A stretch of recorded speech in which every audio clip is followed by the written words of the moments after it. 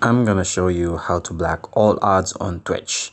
So to get started, you have to open the Microsoft Edge because it will only work in this browser.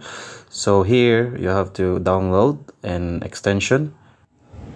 And from here you have to search Uniblock Origin because this is the name of the extension that you want to download. You have to get it and then install.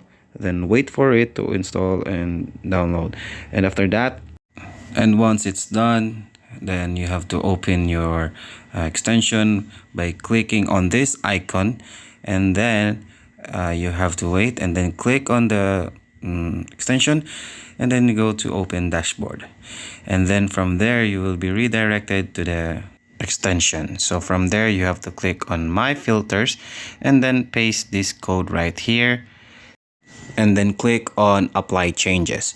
And from there you just have to, after this one, you have to go to the settings right here, and then you have to click on I am an advanced user, and then from there you have to scroll down and then edit this one, user resource location, to this link right here.